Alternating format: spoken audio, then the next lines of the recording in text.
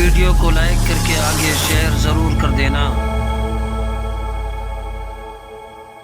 सहाबी थे, नौजवान सहाबी, बड़े बहादुर थे, मगर हबशी नस्ल थे, मोटे मोटे होंठ थे, बड़े बड़े दांत थे, पक्का कलर था जिसे लोग काला रंग कहते हैं। मैं सहाबी के लिए ऐसे अल्फाज इस्तेमाल करने को पसंद नहीं करता, लेकिन अगर आपके बात समझ में आ गई हो कि पक्का रंग था, घट पक्का रंग, बिल्कुल जैसे हबशियों का रंग होता है वो हबशी थे, रंग पक्का था, मोटे मोटे होंठ थे, बड़े बड़े दांत थे, और हुजूर अलैहिस्सलाम के वो ऐसे भोले भाले सीधी तबीयत के सहाबी थे।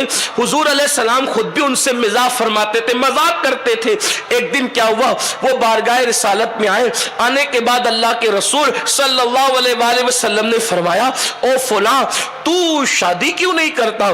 तो उन्होंने अर्ज की, या रसूल अल्लाह सल्लल्लाहु अलैहि वसल्लम, मेरे साथ कौन शादी करेगा? मदीने के लोग खूबसूरत है, मालदार भी है, मदनी लोग गैर मदनी को बेटियां नहीं देते, हबशी को क्या बेटी देंगे? अल्लाह अकबर, इतना सुनना था। हुजूर ने फिर फरमाया, तू शादी क्यों नहीं करता? दूसरी बार कहा, उनकी आंख में आंसू आ गए। जब आंख में आंसू आए तो अल्लाह के रसूल अलैहिस्सलाम की आदत थी, हुजूर किसी की आंख में आंसू नहीं देख सकते थे। मेरे आका अलैहिस्सलाम का दिल बड़ा नर्म था, हुजूर ने कभी किसी की आंख में आंसू नहीं देखे। सरे बाली उन्हें रहमत की अदा लाई है, सरे बाली उन्हें रहमत की अदा लाई है, हाल बिगड़ा है तो बीमार की बनाई है। उस सहाबी की आंखों में, नौजवान सहाबी हबशी थे, आंख में आंसू आ गए। हुजूर मदीने के लोग कौन बेटी देगा मुझे? करीम आका का दरियाए करम जोश में आया और मेरे रसूल ने, सच्चे नबी ने इरशाद फरमाया, जाओ जाओ और फलां जो बड़ा खूबसूरत कबीला है, बड़ा मालदार कबीला है, उस घराने में बड़ी खूबसूरत बेटी है, जाकर उनके दरवाजे पे दस्तक दो और दस्तक देने के बाद उनसे कहना कि मैंने सलाम का है, मेरा सलाम पहुंचाओ, और उनसे कहना कि अपनी बेटी का निकाह का रिश्ता वो तुम्हारे साथ तय कर दे। अल्लाह अकबर, खुशनसीबी ये थी कि अगर वो हाँ कर दे तो अल्लाह के रसूल निकाह में खुद तशरीफ लाएंगे, अल्लाह के रसूल सल्लल्लाहु अलैहि वसल्लम की निकाह में खुद शिरकत होगी। वो गए और दरवाजे पे दस्तक दी, दरवाजे पे दस्तक देने के बाद दरवाजा खुला।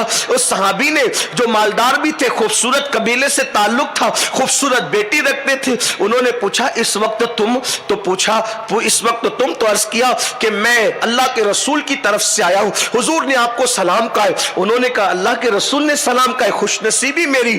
और क्या बात है? कहा, अल्लाह के रसूल ने सलाम कहा। सलाम का और भी कोई बात है? हाँ, आका ने इरशाद फरमाया कि अल्लाह के रसूल का हुक्म है कि तुम अपनी बेटी का रिश्ता मेरे साथ तय कर दो, अपनी बेटी का रिश्ता मेरे साथ तय कर दो, हुजूर का हुक्म है।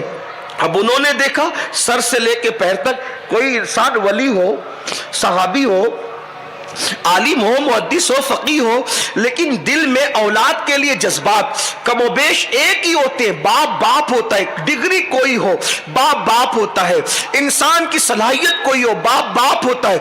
एक बाप के दिल में औलाद के लिए जो जज्बात होते हैं वो बाप ही के दिल में हो सकते हैं। ऊपर से लेकर नीचे तक उस जवान को देखा और उसके बाद ख्याल आया, अगर हाँ कर दूं, इतनी खूबसूरत बेटी को हबशी के बंधन में बांध दूं, जिसका खुद का मकान भी नहीं, कोई कारोबार भी नहीं, कोई खाता पीता घर नहीं, अल्लाह अकबर, तो मैं अपनी बेटी को कैसे मनाऊंगा? एक अपनी बेटी के मुस्तकबिल को एक हबशी के बंधन से बांध दूं।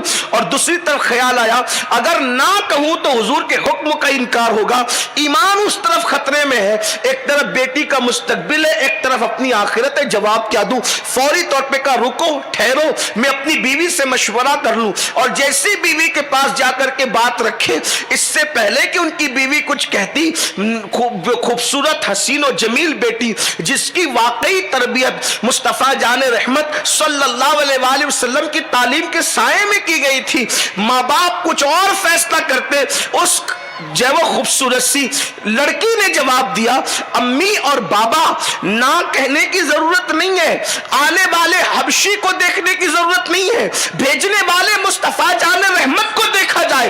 तुम्हारी बेटी कितनी खुशनसीब है कि अल्लाह अकबर, किसी का रिश्ता माँ बाप तय करते, दादी दादा तय करते, नाना नानी तय करते, कबीले के लोग तय करते, तुम्हारी बेटी का रिश्ता मोहम्मदुर रसूलुल्लाह ने तय किया, आमिना के लाल ने तय किया। हर कड़वा घूंट पी लूंगी, हर गुर्बत को बर्दाश्त कर लूंगी, हर तकलीफ को बर्दाश्त कर लूंगी, मगर हुजूर को नाराज नहीं करूंगी, अल्लाह के हबीब को नाराज नहीं करूंगी। बाबा, आने वाले हबशी को देखने की जरूरत नहीं है, भेजने वाले मुस्तफा जान रहमत جائے جلدی سے ہاں کر دے بابا، میں یقین دلاتی ہوں ہر دکھ درد سہ لیا جائے گا۔ اور اس کے بعد پھر ہاں کر دیا گیا۔ اللہ کے رسول نے جب یہ بات سنی اتنا خوش ہوئے میرے آقا، آقا نے اس بچی کو دعا دی، آقا نے دعا دی اللہ تجھے خوش رکھے، حضور نے دعا بھی خوش رکھے۔ خدا کی قسم میرے نبی کی دعا، جانے دعا کی دعا کیا ہے، اگر وہ کسی کو پیار سے دیکھ لے تو اس کی نسلوں کا مقدر سنور جائے۔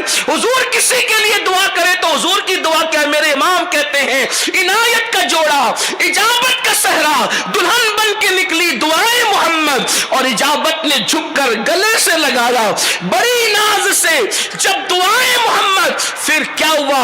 حضور نے دعا دی اور دعا دینے کے بعد حبشی سے نکاح ہو گیا۔ چند ہی دن میں اللہ نے اس حبشی کو بڑا کاروبار بھی دے دیا، اچھا گھر بھی دے دیا۔ مدینے کی عورتیں آپس میں باتیں کرتی تھی کہ سب سے زیادہ خرچیلا اگر مدینے میں کوئی گھر ہے مدینہ منورہ میں تو وہ اسی لڑکی کا گھر ہے جو مدنی ہو کر حضور کی خوشی کے لیے حبشی کے ساتھ شادی کر چکی ہے۔